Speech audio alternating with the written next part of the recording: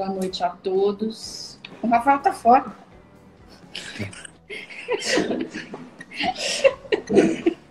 Desculpa, tivemos um problema técnico aqui na distribuição de espaços. Eu sou o gordo, eu sou o largo, mas ela ficou na frente da tela e eu fiquei aqui, ó. Aí depois que eu vi que ele tava fora. Aí que caiu a ficha nela, que nós vamos fazer junto, entendeu? É uma ideia. Minha mãe entrou e aí eu tava comunicando com a minha mãe, entendeu? Que ela ficou brava. Que eu tô fazendo live tem um tempão e não contei pra ela. Eu falei, mãe, mas tá lá, né? Eu não sabia que você queria assistir. E aí? Tudo bem? Tudo bom? Que legal, que prazer estar aqui. Prazer é nosso. Olha, eu vou te falar uma coisa. Há 40 minutos atrás a gente não ia entrar, certo? Certo. O Rafa imagina como eu fiquei. Para quem conhece o nível, como eu conheço e como os alunos dele conhecem, os familiares, podem imaginar quando o Instagram, há 40 minutos, caiu, a cabeça dele, que tem toque, é um alucinado por horário, por método. Quando caiu, ele imaginou, agora eu não vou cumprir um compromisso que eu assumi. Isso era morte para ele. Quando vai ser agora? Não tem eu escrevi pro pessoal do Instagram, hoje, só hoje. Libera hoje. Amanhã sai do ar. A gente não se conhece muito como você conhece o Rafael, porque vocês viajaram juntos, então tem um contato maior do que comigo. Claro que a gente se conhece pessoalmente. Aí como eu fiz o convite, a gente se comunicou. Aí hoje eu falei, o nível é tão organizado, né? Ele falou, não, ele é super organizado. Pensa num cara metódico. Eu falei, é assim que eu gosto. É marketing puro. Não sou assim, não. Irmão, eu gosto que as pessoas organizem as coisas para mim. Fala, Rafinha. Oi. Antes de mais nada, obrigado pela disponibilidade de tempo, disposição por estar conosco e participar conosco dessa live, que é muito mais do que só um bate-papo de odontologia. Sim. A gente tem tratado esse momento como um momento nosso de terapia, primeiro, para a gente poder falar, para a gente poder se expressar, para a gente poder, em terapia de grupo, receber os amigos aqui, dentro de casa, a gente entrar dentro da casa deles e fazer aí as pessoas que nos assistem também entrar para dentro de casa, entrar aí na sua casa, a gente fazer essa terapia de todo mundo. E o segundo, que talvez seja mais importante, é a nobreza desse momento de participarmos de maneira positiva, inteligente, consciente, respeitando a ciência, ou seja, a ciência nos mostra e nos provou que temos que ficar em casa. É a única maneira que a gente tem de proteger aquele que a gente ama, de se proteger e de fazer com que a humanidade atue como humanidade. Então a gente tem respeitado os dados da ciência. Então, e você, eu sei que é um aficionado por dados científicos, pela informação séria, decente. Então eu queria te agradecer, meu irmão, por estar conosco aqui nesse momento. Obrigadíssimo. Eu queria agradecer também, Nive. Do jeito que ele está falando, fica parecendo que a gente não conversa aqui em casa, né? Que a gente está em quarentena, mas sem conversar. É mentira. A gente está interagindo muito, assim, está sendo muito positivo esses dias. 24 horas junto. Imagina. Paula, meus parabéns. Vai te catar, filha da mãe. Meus parabéns. Que esse é um mala, viu? Bom, para mim também é um prazer estar aqui. Vocês sabem o quanto eu admiro o Rafael, que é um irmão meu. E vou falar 2 minutos só. O Rafael é um cara que eu não gostava. O Rafael é um cara que eu achava arrogante, chato. Já falei isso para ele. E um dia a gente foi para uma viagem. E aí quem levou a gente me falou, vai fulano, fulano, fulano e vai o Rafael. Você conhece o Rafael? Eu falei, qual? Aquele lá de Goiânia? Ah, legal. Aí, ok, os outros eu conhecia todos e o Rafa eu só conhecia porque eu tinha assistido o Rafael num curso, num evento de 10 anos do IMEX, ao tempo que faz. E a gente está lá na área de embarque, o Rafa foi o último a chegar, vem vindo com a sua roupa branca, mochila nas costas, caminhando. Aí cumprimentou um, cumprimentou outro, conhecia todo mundo e eu lá quietinho. Aí ele falou assim, você deve ser o Nível, né? Eu falei, sou. Prazer em te conhecer, meu irmão. Aí me deu um abraço, que aí eu falei, pô... Te desmontou. Esse jeito dele aí, né? E a gente, em uma semana, parecia que a gente se conhecia há anos, não é, Rafa? Cara, foi incrível, foi incrível. Então, assim, muito feliz de estar aqui. Vocês têm um time incrível, o curso de vocês é incrível, o jeito que vocês levam as turmas, a maneira com que vocês organizam isso. Então, eu me espelho muito nisso e estou muito feliz de poder estar aqui com vocês, conversando entre amigos. Vai ser bem legal. Obrigado. A gente tem, sempre que a gente tem começado as lives, com essa ideia de ser algo leve, de não ser... Porque eu acredito, a Paula acredita, nós acreditamos que uma live é um padrão nosso, tá? Não significa que está errado. Sim. Mas a gente tenta não ser professoral demais, de passar slide, de dar aula. Porque eu acho que as pessoas que estão aqui conosco querem nos ver, querem conversar conosco, querem saber da gente. É uma oportunidade da gente trocar a ideia. Sim. E para isso, a gente sempre... outra coisa, já que a gente está recebendo em casa, dentro de casa, a gente precisa se despir um pouco daquele personagem do professor. Eu queria que você contasse um pouco como é que você chegou até aqui, assim, aonde é a odontologia, aonde foi a chave que mudou na sua vida, assim, para hoje você tá como formador de opinião, professor e ensinando, não só fazendo marketing em Instagram, ensinando a ciência e a técnica para os seus alunos. Paulo Monteiro já está conosco. Paulo Monteiro está aqui, Paulo, daqui a pouco começa, ó. Paulo não tem mais o que fazer na vida, entrou aqui. Então, olha só, a minha história começa rapidamente, vou resumir, mas eu muito jovem entrei na faculdade, pensei vestibular, não sabia o que eu queria fazer, e eu sempre conto essa história, é incrível, eu tinha 17 anos. O meu pai falou assim, olha, você faz o que você quiser, medicina, engenharia, direito, odontologia, pode escolher, tá tranquilo. Desses 4. Isso, assim, foca nisso. Olha, praticamente. Ele foi bem abrangente. E aí eu entrei na faculdade, não sabia absolutamente nada, entrei lá com 17 anos, tal, me formei com 21, já meio que apaixonado pela dentística, meio que apaixonado pelo professor Mondelli.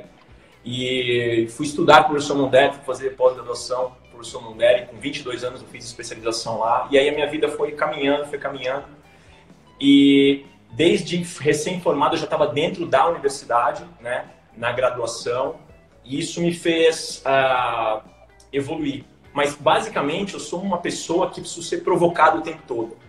Eu preciso sair da zona de conforto o tempo todo. E, nesse momento, eu estou saindo da minha zona de conforto. Isso está sendo muito legal para mim.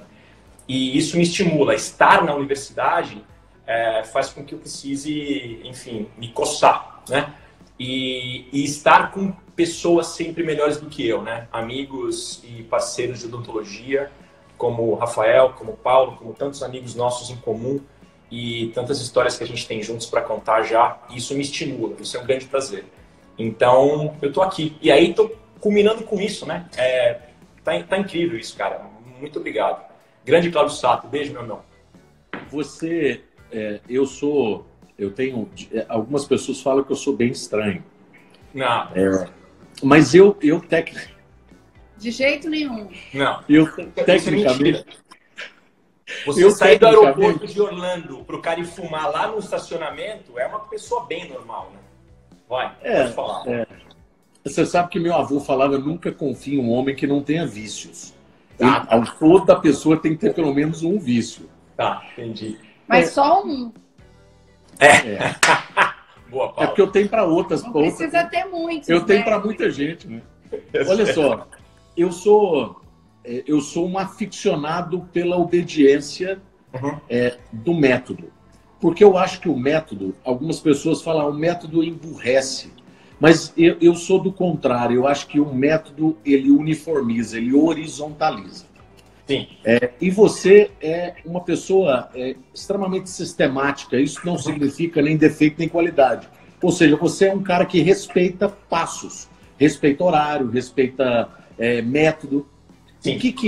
O que é essa forma sua de ser, de metódico, sistemático, que para mim é uma qualidade? Eu sempre brinco com os alunos. Sejamos soldados espartanos. Sim, obediência espartana ao que você segue. Escolha o caminho e seja obediente. O que isso trouxe para você na dentística? Esse comportamento sistemático, metódico que você tem? Isso começou porque eu não tenho habilidade. Eu nunca fui um cara habilidoso manualmente. Legal. Ruim demais. Mas eu sou muito vaidoso. E a minha vaidade fazia com que eu não quisesse mostrar as minhas facilidades. Isso já na monitoria de dentística em 1989, só para você ter uma ideia.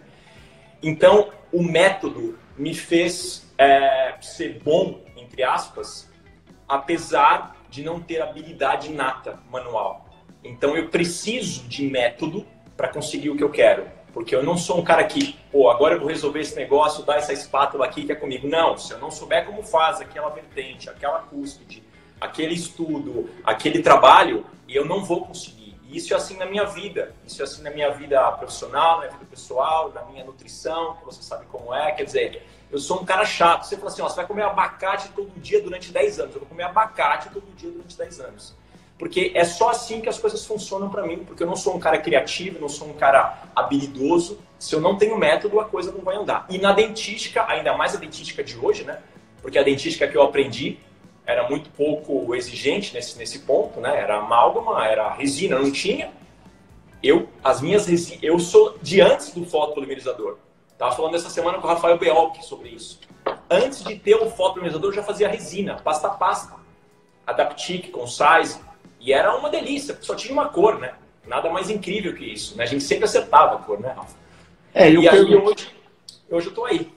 Eu pergunto isso assim, até como estímulo para que quem nos ouve, os alunos, entendam. Quem chega nesse ponto, como você chegou, de sucesso profissional, de ser referência, não é uma luz divina. Deus não te escolheu, não é o Romário, né? Deus olhou e é o cara. Porque assim, eu parto do princípio de que o Messi é um só. Não tem vários Messis. Ele é o único que tem dom. Sim. O Cristiano Ronaldo é o exemplo claro de que o treino faz você ser melhor. Sim. Se o Cristiano Ronaldo deixar de treinar, deixar de ser atleta, seguramente ele não tem o mesmo desempenho. Sim. Diferente do Messi. Sim. Mas o Messi é a exceção da humanidade, assim que serve na odontologia. Tem as exceções, que servem de estímulo, mas nós somos frutos de suor. O dentista precisa ser obediente, uma obediência espartana ao método. Sim. E na dentística, na reabilitação, é muito isso, né? Eu fazia, só um minuto, Paulo, só para concluir. Eu fazia restaurações de amálgama, recém-formado ainda, eu já estava na dentística e eu não sabia fazer escultura. Então eu fazia o meu horário de consultório e o meu paciente era um manequim. Eu seguramente fiz mais de 1000 restaurações a amálgama para esculpir. Na minha cuspideira eu abria os dentes e depois restaurava com amálgama. Mais de 1000 vezes eu fiz isso seguramente, para conseguir ter um pouco de adestramento manual, para que o meu cérebro conseguisse passar para minha mão aquilo que eu sabia na teoria, né? Então isso fez com que hoje, como você fala, é obediência espartana aos princípios e às coisas. Só para complementar, para a gente finalizar e começarmos, né? O Paulo Monteiro falou, o Ronaldo dá de 10 no Messi. Na realidade, eu prefiro. Uma vez ouvi de um grande professor que para mim é uma referência no mundo da ciência, o professor Carlos Estrela. Eu prefiro o imbecil, trabalhador, ou seja, aquele que não nasceu, mas ele trabalha, do que o gênio mau caráter. Eu nunca mais esqueci isso dele. Nunca mais. Ou seja, eu prefiro o Cristiano do que o Messi, porque o Cristiano é a prova de que o esforço leva ao resultado. É isso. Incansável. É isso aí. Os amigos dele se tornam meus amigos, claro, né? Mas agora eu fiquei fã sua. Porque você falou que você não era habilidoso e você foi pelo método, mas você era vaidoso, então você tinha que buscar o seu lugar. Então, lógico, assim, que humildade, né? Falar isso, e isso serve de exemplo para muitos estudantes que estão aqui nos escutando. Obrigada. Sim, sou sua fã. Obrigado. Prazer, pura verdade. Vamos começar então, né? A gente... Vamos, né? Qual é o átomo que... Nive, você tá... A nossa proposta hoje é falar um pouco de resinas compostas posteriores diretas, né? Na verdade, é o que realmente o clínico faz, né? E encontra muitas dificuldades, né? Você continua na filosofia de usar a técnica incremental? Você acha que ela é o caminho para diminuir essa contração de polimerização? Bom, primeira coisa é que eu sou metaleiro, né? Me formei fazendo amálgama até no símbolo, né? Distal de canino, matriz em S, tá certo? Caldo de andorinha. Essa é a minha formação. E eu precisei virar a chave para fazer resina. Bom, por todas as coisas que a gente sabe em relação ao amálgama e tudo mais. Bom, na verdade, Paula, a contração de polimerização, e para os mais jovens entenderem, que talvez não saibam, a coisa é tão louca que a gente achava, há alguns anos atrás, que a resina contraía em direção à luz. Certo, Rafa? A gente colocava a luz na palatina para a resina ir em direção à luz, sabe? Como se fosse um túnel da morte, vá para a luz. E depois a gente descobriu que a resina contrai em direção ao centro da massa, né? E aí ela puxa tudo quanto é parede onde ela tá aderida. A gente tem dois problemas, né? A técnica incremental é sim uma solução para compensar a tensão de contração de polimerização, porém, quanto mais incrementos você colocar, mais gaps você vai gerar, mais bolha você vai gerar, menos resistência você vai gerar nessa restauração. Então a gente tem problema em passar para o clínico, passar para o aluno, quantas camadas eu coloco, qual a espessura dessa camada, por onde eu começo a restaurar. Essa é o grande segredo da restauração do dente posterior. E se a gente for olhar a literatura, a gente tem trabalhos comprovando um monte de coisa. Cada técnica tem a sua justificativa. Sim. E não existe uma técnica certa. Bom, ciência, né? Essa é a graça da ciência, né? A gente tem opções, eu consigo bancar qualquer coisa com embasamento científico. Qualquer coisa que eu queira, eu consigo achar artigo que vai corroborar aquilo que eu estou falando. Mas, basicamente, eu ainda uso técnica incremental, diferente daquela que eu usava alguns anos atrás. E vários incrementos, né? Em vários, exatamente. Só que eu misturo materiais, né? Eu misturo resinas, eu misturo consistência, eu misturo opacidades, né? Porque o grande problema disso tudo é o grau de polimerização que essa restauração vai ter também, né? Que foto que eu estou usando? Que luz é essa? Qual a potência? Quanto sai de luz da ponta do meu foto? Ela chega onde eu quero? Essa resina que eu estou usando, ela é opaca? Ela é transparente? Ela tem alto valor? Tem baixo valor? Qual é o grau de contração dessa resina em porcentagem de volume? O clínico, muitas vezes, ou quase na maioria esmagadora das vezes, não faz ideia disso, né?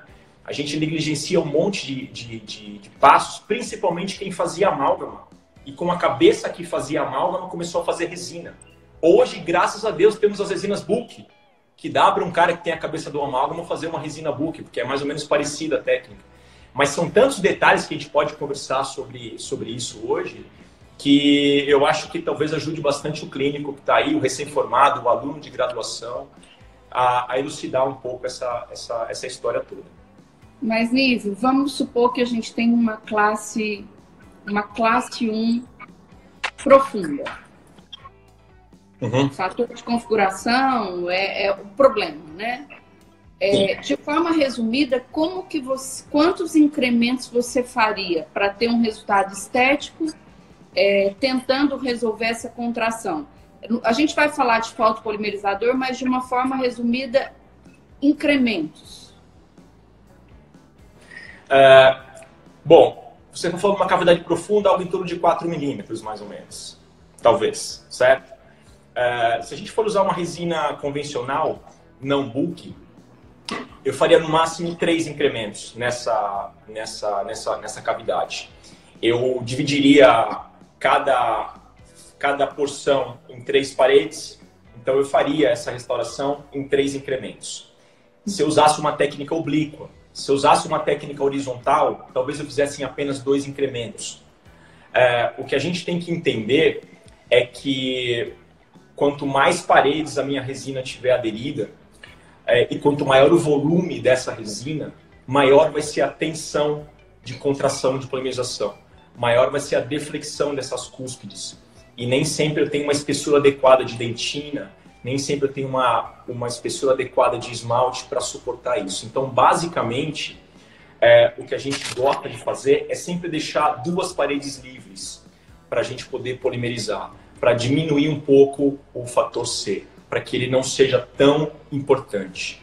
Fala, Paulo. E a Bookfill, nesse momento, que é uma resina, você já comentou, uma resina que vem para tentar resolver essa propriedade que é inerente da resina composta, ela Sim. facilita principalmente para as pessoas que não têm essa habilidade na técnica. Mas eu poderia mesclar, por exemplo, fazer uma porção com Bookfill e finalizar com uma resina composta convencional para que eu conseguisse um resultado estético?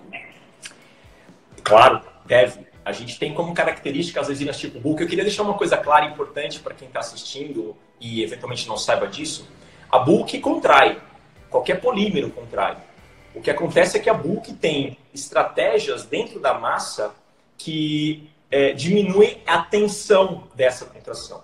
Então, muitas resinas Book, durante o processo de polimerização, quando os monômeros vão se aproximando, nesse processo entra o monômero no meio e quebra essa tensão. Então, há contração, porém sem uma tensão grande.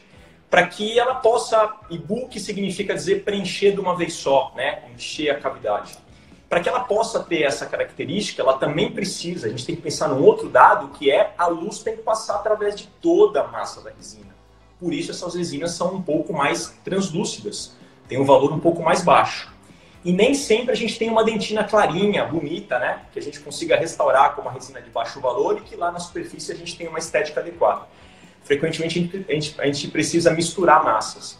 Então, a gente sempre pode misturar qualquer resina com qualquer adesivo, a gente pode misturar marcas, isso não há uma contraindicação. E eu sempre prefiro que no fundo dessa cavidade, se eu precisar usar mais incrementos, que seja uma resina Book, né? A resina mais ao fundo da cavidade, na minha opinião, tem que ser Book, por um único motivo. A luz vai passar mais através dela. Não é? Eu vou ter um grau de conversão maior, porque o meu fotopolimerizador não consegue entrar na cavidade, ele bate na ponta das cúspides. Então fica a 5, 6 milímetros, principalmente numa caixa proximal, se for o caso. Então sempre que eu tenho uma cavidade mais profunda, mesmo que a dentina seja escura, eu começo com uma resina tipo Book e depois eu passo para uma resina de corpo ou uma de dentina para conseguir o resultado estético na superfície.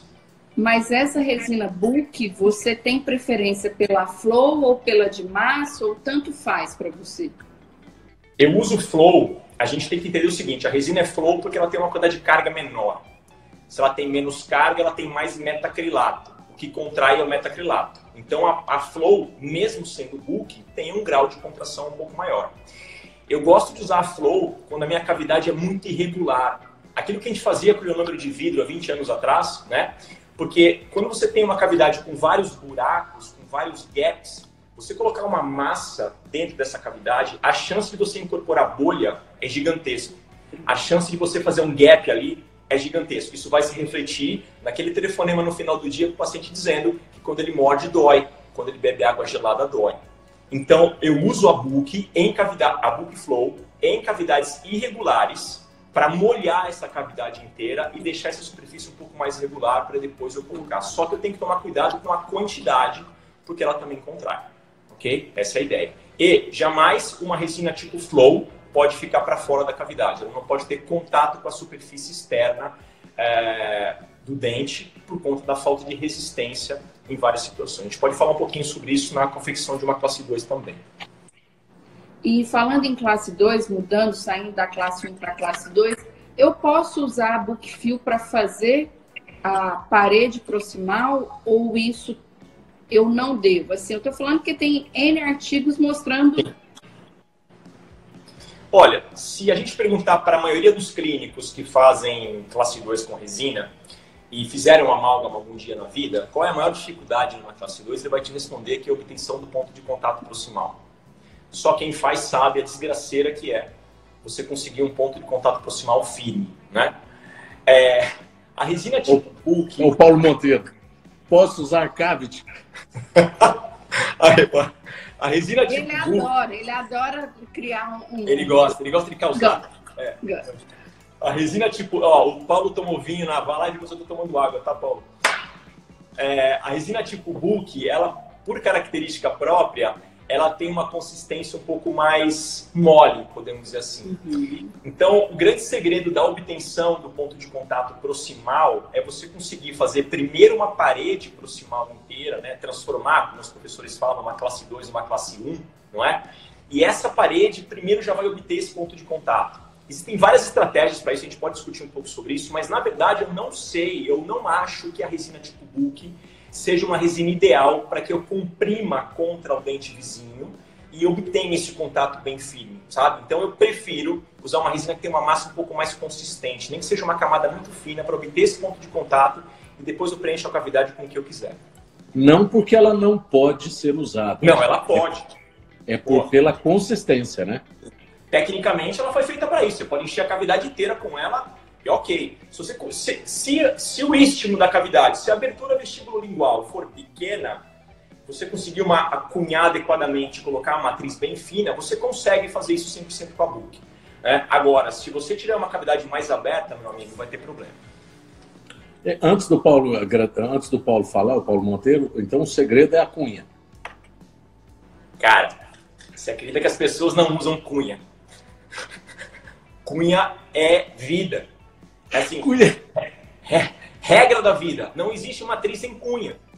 Deixa eu falar, aproveitando sobre a cunha, parece piada, mas não é. Uma situação que eu normalmente faço é individualizar, personalizar a cunha. Ou seja, eu uso cunha de madeira, em alguns casos, existem outras marcas que já vêm pré-fabricadas, mas eu uso ainda cunha de madeira e eu personalizo de acordo com a morfologia da área interproximal. Por exemplo, você vai fazer uma classe 2 num primeiro premolar, você tem que oitavar, né? Você tem que ter uma área central da cunha maior. Você ainda faz isso? Você faz isso ou isso não importa? Como é que funciona a sua cabeça nisso? Cara, eu sou louco por cunha de madeira, né? Doente. Eu sou do tempo que a cunha vinha parecendo um pente, assim, ó, toda cheia de fiapo, tá certo? Eu aprendi a individualizar a cunha com pedra montada, só pra você ter uma ideia de como eu sou louco. Então, assim, quais são as duas funções da cunha? Estabilização da matriz no ângulo cabo superficial gengival e separação dentária, ok? Legal, isso. As pessoas precisam entender isso, Dani. Não é só para estabilizar a matriz, porque estabilizar a matriz você põe resina flow e fotopolimeriza. A matriz fica parada. Se não você coloca a matriz, viu que está bem adaptada, não precisa de cunha? Claro que precisa de cunha. Eu preciso separar o dente. Senão na hora que eu tirar a matriz vai ficar a espessura da matriz entre os dentes. Não forma um ponto de contato. Assim, tem uma lancheira para guardar um lanchinho lá para depois. Né? Esse é o problema. Olívio, e você ama a cunha, mas você ama a matriz também, né? Depende da matriz, qual matriz, o que você indicaria para que a gente tenha aquele ponto de contato? Sorte, um pouquinho de sorte, certo? Filha da mãe. Sorte, primeira coisa. Eu sou... Deus. Deus. Vamos juntando tudo. Eu vou ser bem prático, bem clínico. Eu tenho quase 30 anos de clínica já, né? Esse ano eu faço 51 anos de idade e tenho trabalhando com dentística quase 30 anos. Cunhando dente há quase 30 anos. Então eu já fiz algumas vezes ponto de contato. Já errei pra cacete. Já refiz restauração muito, né? Tenho muito problema, tenho toque, sou um cara bem esquisito. Mas, na verdade, é o seguinte, basicamente na minha clínica é assim, se a distância vestíbulo-lingual, vestíbulo-palatina for muito aberta, eu prefiro uma matriz circunferencial, ok? Porque se você usar um anel de afastamento numa matriz segmentada, a matriz de Swinen, que era a original, às vezes eu achato esses diedros vestíbulo distal e língua distal, por exemplo. Então, se eu tenho um istmo muito aberto, eu uso uma matriz circunferencial. Existem ótimas matrizes no mercado. Claro que não é mais, infelizmente, romanticamente, não é mais o Toffoli Mayer com aquela matriz redonda que você compra lá e abre, ela se solta toda. Aquilo é muito espesso, é muito grosso. Alguma marca comercial que você indicaria para essa matriz específica? As duas que eu mais gosto são a da Ultradent, a Omni Matrix, e a matriz da Care, que é aquela que você tem match, que você tem uma ferramenta que você aperta, tem uma catraca, elas são finas, elas são muito boas, tá? As cunhas de madeira da Care também são muito boas, eu gosto muito delas, tá? Agora, se o meu istmo for pequeno, médio, um istmo convencional, nos preparos modernos que a gente faz hoje, né?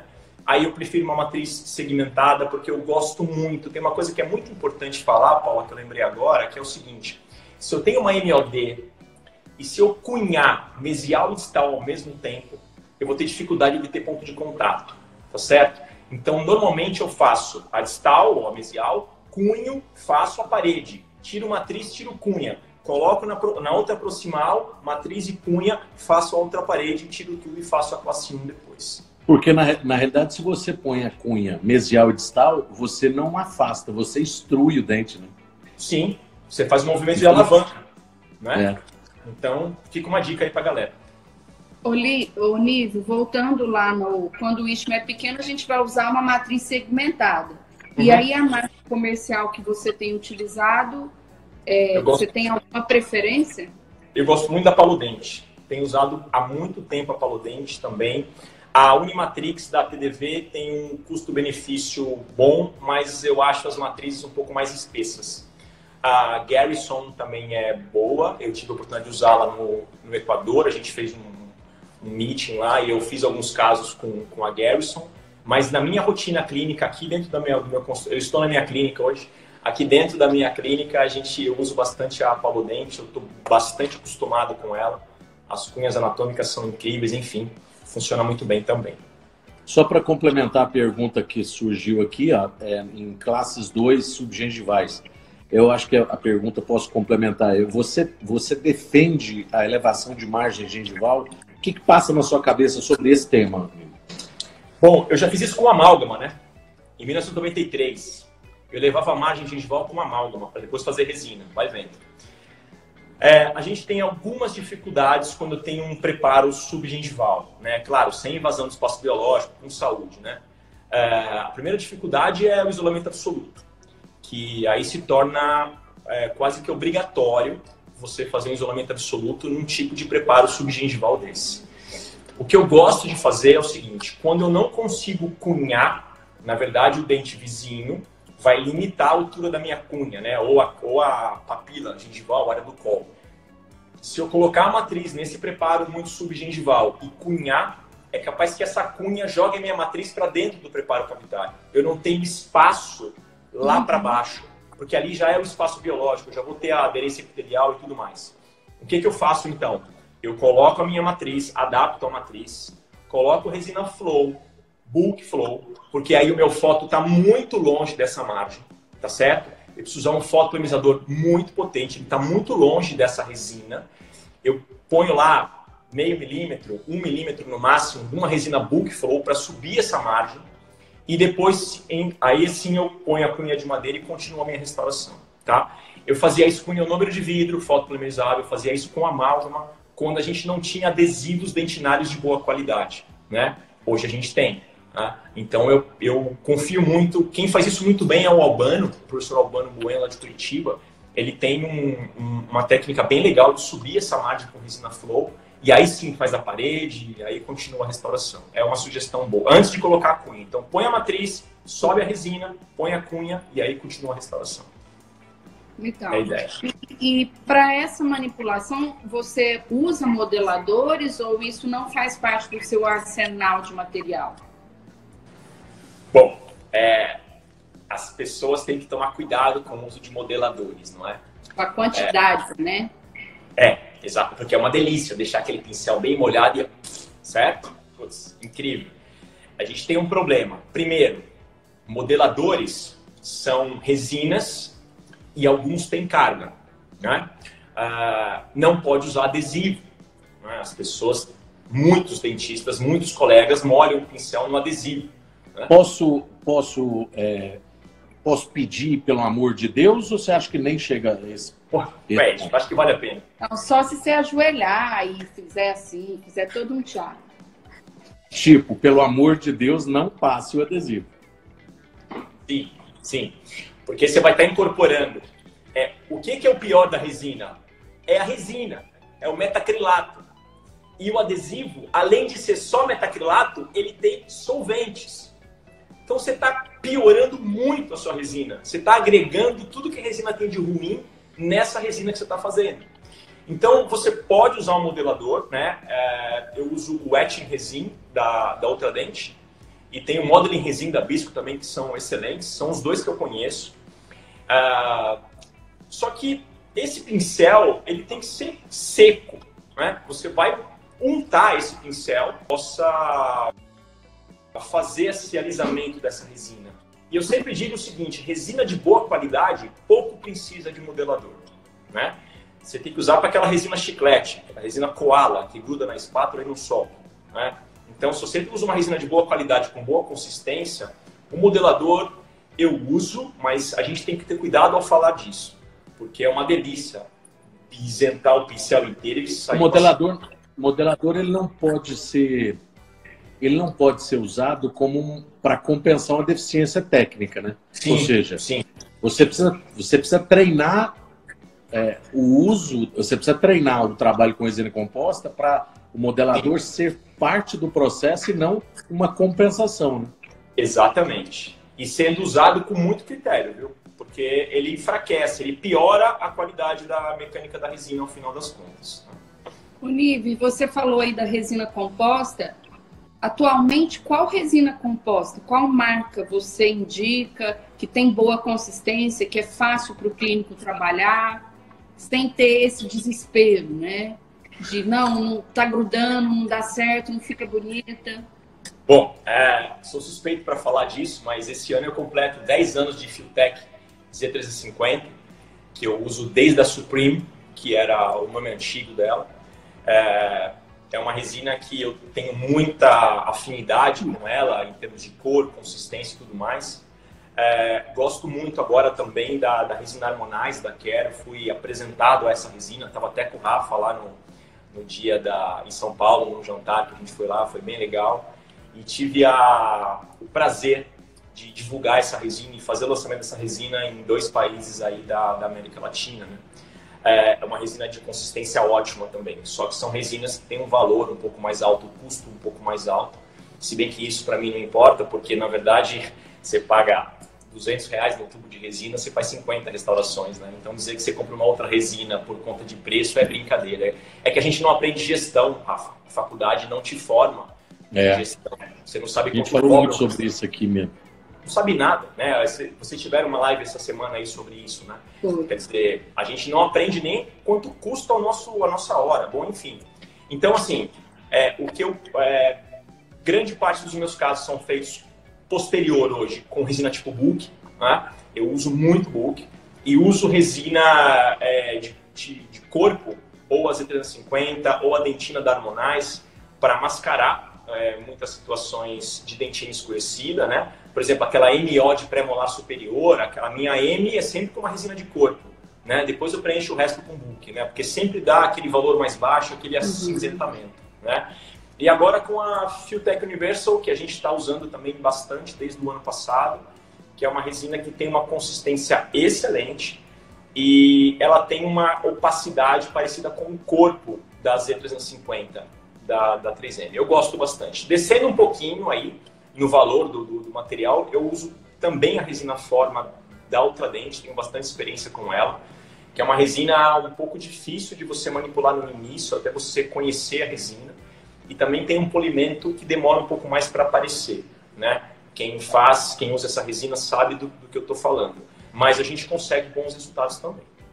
Bom, então, pensando na Filtek, esse acabamento e polimento, para que tenha sucesso no dente posterior, você usa, o seu passo a passo é simples? Quais materiais você usa para alcançar esse polimento tão desejado? Paula, você sabe que o grande prazer da nossa carreira, da nossa profissão, é aprender todo dia sempre, né?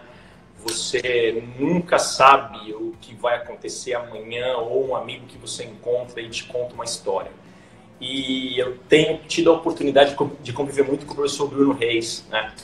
Vocês conhecem muito bem o Bruno, que é um grande cara e é um menino que sabe muito sobre acabamento e polimento. Então, basicamente, em dentes posteriores, o que eu faço terminei a restauração, né? Isso é bem interessante para o pessoal que está assistindo. A gente tem uma tendência hoje a mexer o mínimo possível na restauração depois que ela está pronta, né? Não vale a pena você esculpir a sua resina com broca depois que você terminou. Então, tente construir essa restauração o mais próximo possível do estado final. O ajuste dessa restauração, o ajuste oclusal dessa restauração, deve ser feito, na minha opinião, com brocas multilaminadas, né, de 18 lâminas. Os trabalhos mais recentes mostram que elas geram uma superfície menos craquelada, menos machucada do que o uso de pontas diamantadas. Antes disso, eu ia falar isso agora. Após a última camada de resina, tem a questão da camada inibida pelo oxigênio. Então, como hoje a gente termina muito próximo do resultado final estético, a gente pouco mexe nessa resina, essa última camada, pela presença do oxigênio, não tem uma boa polimerização. Então, eu sugiro, ao final da última camada, polimerizou a última camada, um gel hidrossolúvel por cima da restauração. E pode ser glicerina, pode ser gel de cabelo, pode ser lubrificante íntimo, pode ser gel de ultrassom, qualquer coisa que seja solúvel em água e que deixe a luz passar, para que você tenha ausência de oxigênio nessa camada superficial e consiga uma polimerização melhor. Então, os ajustes oclusais e acabamentos um pouco mais grosseiros, eu uso as brocas multilaminadas de 18 lâminas e depois eu uso uma sequência de borrachas, né? Eu sugiro duas sequências de borracha de granulações, que é o Softlex Espiral da 3M, que ele tem o bege, que é óxido de alumínio, e tem o roxo, que é diamantado, e o sistema DIF da Ultradent, que eu gosto bastante também de usar. Ele é bem interessante. Só que nenhum desses sistemas dá um brilho final muito consistente. Então, eu também uso, ao final de tudo, uma pasta diamantada de granulação pequena, 1 micra ou meia micra, com cerda de crina de cavalo. E funciona bem também. A gente tem um resultado estético bom, uma lisura superficial bastante boa também. É simples, método bem simples. Eu também nem posso inventar muito, porque nem tenho condição técnica para isso. Então eu aprendo uma coisa, isso está funcionando e é isso que eu ensino para os meus alunos. É claro, a gente abre o leque, né? Recentemente a gente publicou um artigo sobre isso, incorporando a água no processo de acabamento e polimento. O que você pode falar para a galera da sua percepção a partir desse momento? Se isso foi a partir desse artigo nosso, da nossa equipe, ou se você tinha alguma experiência nisso. Como é que funciona isso para você? A minha experiência não existia. Eu fazia tudo a seco. Eu só usava as pastas quando era recomendado, né? E aí sim, era a única coisa que eu fazia para molhar era usar a pasta. Mas os discos, as borrachas eram a seco. E um dia esse artigo saiu, eu mandei um WhatsApp para você, você mandou para mim esse artigo, ele está na minha aula, né? E depois também conversando com o Bruno, a gente chegou à conclusão que vocês também chegaram que lubrificar com água ou com algum lubrificante, eu também gosto de usar glicerina, né? Eu acho que ela fica um pouco mais consistente também nessa região. Eu todo o passo agora, desde do disco mais grosso, desde a borracha mais grossa, a gente sempre usa tudo muito molhado, né? Então a clínica fica parecendo uma loucura, né? Porque tem um detalhe importante que é legal falar para o pessoal. Muitas vezes você tem o seu contra-ângulo refrigerado, só que a água bate nas costas da borracha. A água tem que estar entre a borracha e o dente. Então você tem que ter um assistente, né? Você tem que ter um assistente jogando essa água com a tríplice ou de alguma outra maneira entre a borracha e o dente, entre o disco e o dente. Então isso é uma estratégia clínica bem importante. O Paulo Monteiro, é isso aí, lubrificar é sempre o melhor resultado. Isso desde que o mundo é mundo, né? Certo?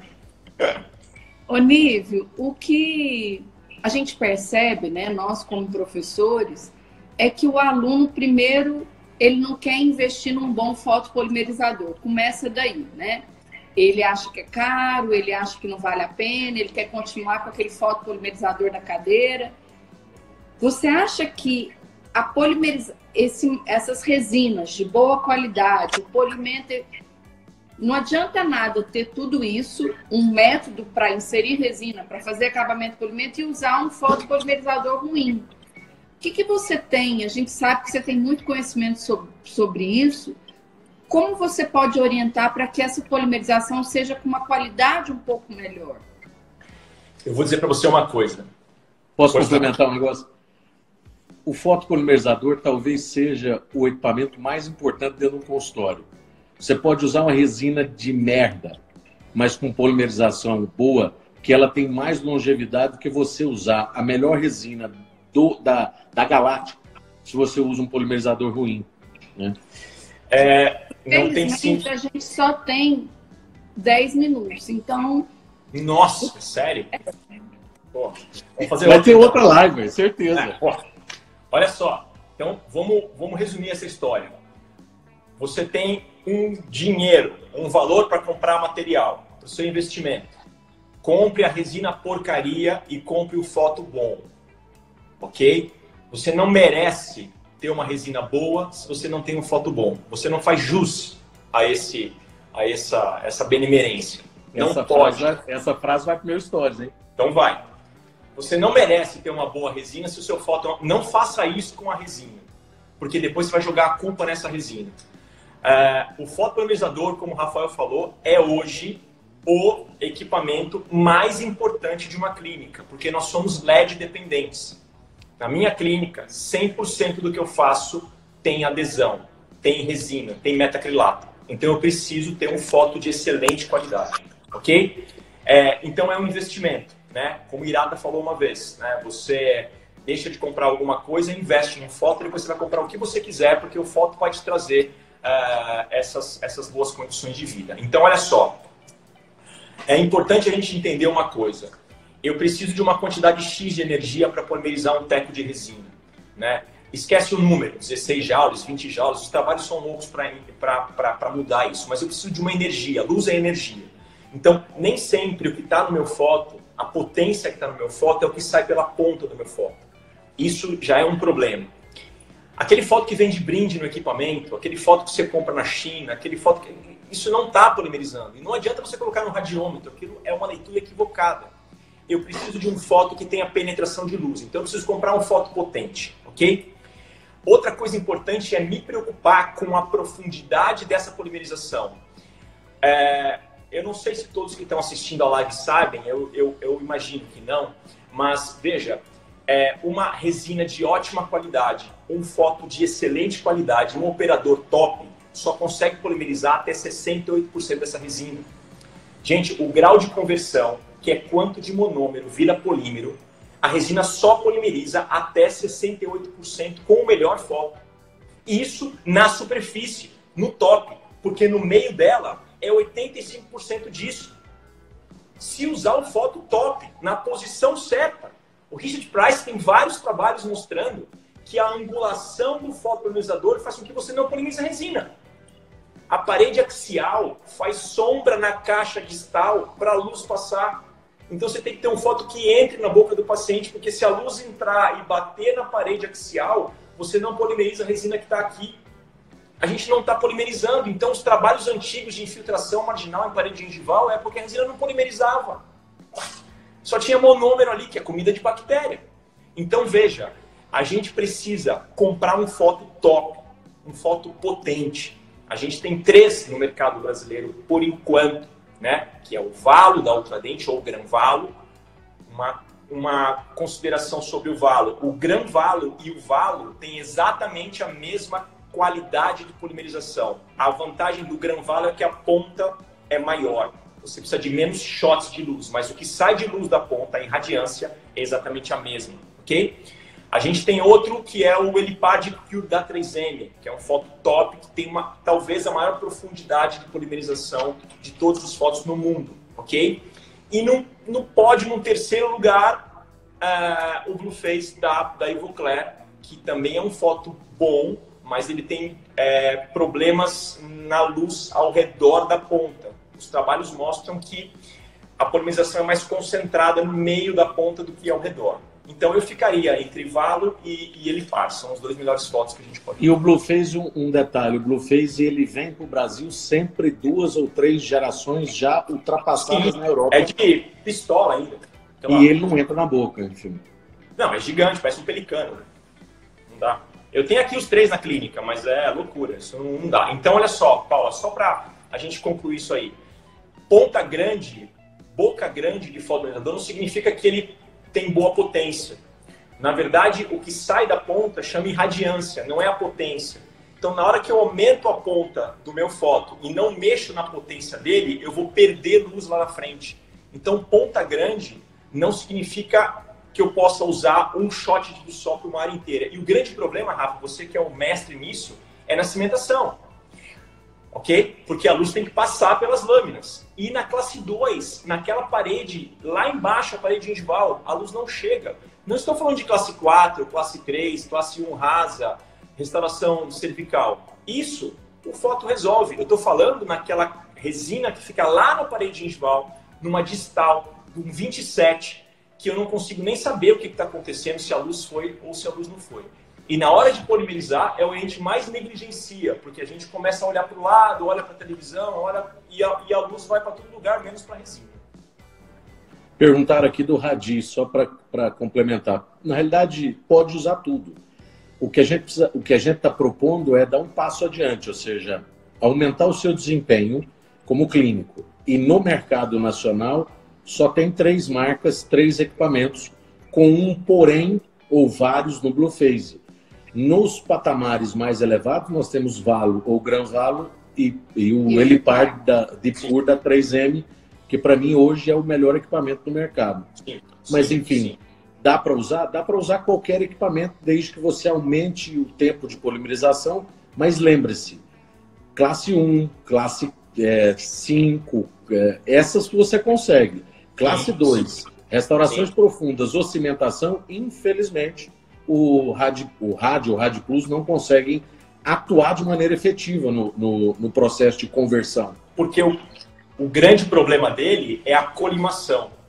A colimação dele não é boa. A luz sai espalhada.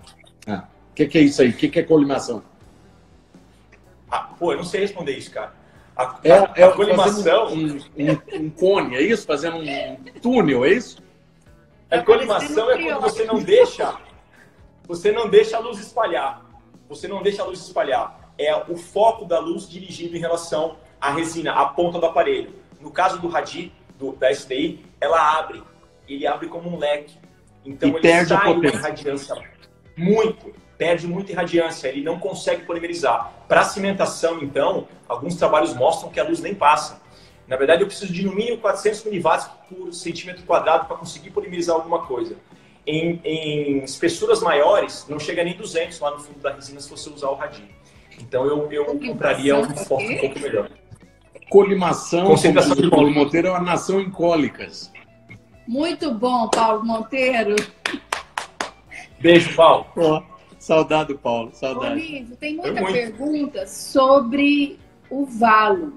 Se a gente refrigera, porque esquenta muito. O que você tem para dizer isso sobre serve para o Elipar também, qualquer um deles, né? Também. Foto potente aquece demais.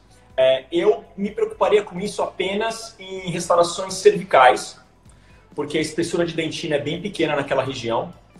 Em cavidades oclusais eu não me preocuparia com isso, e nem em cavidades de classe 3 ou classe 4. Então, o que a gente pode fazer é o seguinte: alguns trabalhos indicam que você jogue ar durante a polimerização. Eu prefiro polimerizar em passos. 10 segundos, descansa 10 segundos e novamente mais 10 segundos, para não deixar que o dente superaqueça. É uma sugestão. Tá? Nível, acabamos. Eu não acredito, cara. Sério? Sim. Quando vai ser a outra? Vamos marcar. O pessoal está escrevendo muito para nós que a hora que terminar o isolamento, eles não querem que a gente pare. Mas aí a gente vai ter que fazer toda uma estruturação, porque o tanto que nós vamos ter que trabalhar. Cara, eu amei, tá? Foi um prazer. Mas foi muito bom. Prazer imenso. A sua voz é muito boa, Nível. Você é locutor? Eu canto. Né? Não. Não, eu não sou, não. Não, me viro. Eu convenço bem as pessoas. Muito boa a sua voz, muito boa. Obrigado. Muito bom te ouvir. Muito bom te ouvir. Rafa, prazer imenso. Daniel. Beijo para vocês. Que vocês fiquem bem e que a gente possa passar por tudo isso de uma maneira leve, como a gente tem feito. Porque se a gente tiver essa leveza e a certeza que vai dar tudo certo, o medo não consome. O problema é quando tem muito medo. Ninguém precisa ficar com medo, as coisas vão dar tudo certo. Se Vamos Deus em frente. Vamos em frente. Meu irmão, Muito obrigado obrigado. por absolutamente tudo. Foi genial, foi especial. Espero que todo mundo tenha gostado. Foi muito bom. E a gente se vê, a gente se fala. Beijo. Um beijo Obrigado. grande. Beijo na sua família. Fica com Obrigado, Deus. vocês também. Tá. Boa noite. Obrigado.